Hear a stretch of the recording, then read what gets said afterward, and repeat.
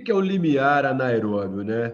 É o ponto de compensação respiratória, que a grosso modo é onde passa o limite de ser essencialmente aeróbio, esse limiar, e começa a ser essencialmente anaeróbio. Esse limiar ali, que antigamente falava muito de ácido lático, né, que doía no músculo, hoje nós sabemos que são os íons de hidrogênio, né? Então, o Gilberto pode começar falando muito bem. Então, beleza. O que é importante a gente entender? Nós temos a cinética do consumo de oxigênio e a própria cinética do desempenho da intensidade de corrida. Partindo de um ponto de repouso, vamos verticalizar, chamar de eixo Y, uma tendência de intensidade se elevando em direção ao teto do consumo, ou seja, o teto de velocidade máxima, da caminhada, trote, corrida média intensa, intensa, máxima, supramáxima. Nesse caminho, em algum ponto, vai se encontrar esse estado de equilíbrio do metabolismo aeróbio. O que é isso? Por exemplo, se você estiver metabolizando glicose, nessa quebra de glicose, você vai estar equilibrando a demanda da intensidade com os resíduos que ela produz, que no caso, por exemplo, é o lactato, que nós usamos como cinética. Ele não é o responsável pela dor, mas ele é um indicador, assim como a frequência cardíaca. Ela não é responsável pelo cansaço, mas ela indica uma alta intensidade e uma baixa intensidade. Então, o lactato é o quê? São frações da glicose que foi quebrada num caminho que ele tiver alto, acima de 4 milimolas, que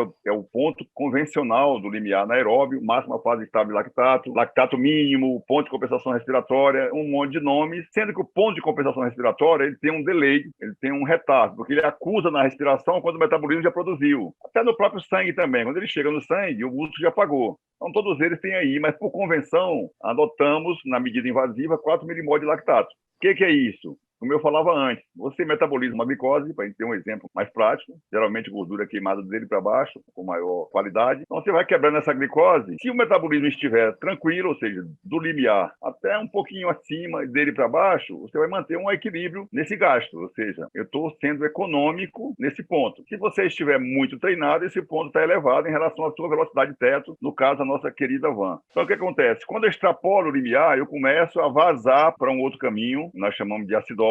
Eu começo a não dar conta de canalizar para o motor aeróbio, ou seja, que usa oxigênio, e eu começo a ter um resíduo ácido, ou seja, se a intensidade já for muito alta, no caso dos 800 metros, já vou direto para esse ponto. E esse ponto, na zona lática, você tolera ele aí entre 1 e 2 minutos, botando como média, entre 45 segundos e 2 minutos, a depender da intensidade. Então, esse ponto de equilíbrio, ele é decisivo por quê? Se eu for um corredor de maratona, eu vou ver quanto econômico eu sou, porque a maratona está um pouquinho abaixo dele. A meia está logo em cima dele. Por cima, não. Por sobre, né? E as outras provas, 15, 10, 5, 3 mil, muito acima dele. O 3 mil representa o teto máximo aeróbio. Concluindo essa parte mais de uma visão fisiológica, também um pouco de bioquímica nesse aspecto, se eu sou um maratonista e eu extrapolo um pouquinho esse limiar, eu não estou sendo econômico, eu não estou bem treinado, seria minha garantia de correr, já que eu corro abaixo dele uma vírgula, então ele tem que estar alto, senão a minha velocidade vai ser baixa. Se eu quebrar uma vírgulazinha, eu não vou longe, por quê? Porque o macronutriente que você está usando, no caso a glicosina do glicogênio, ela é limitada. Então, quanto mais lactato também eu estiver produzindo, independente se é muito,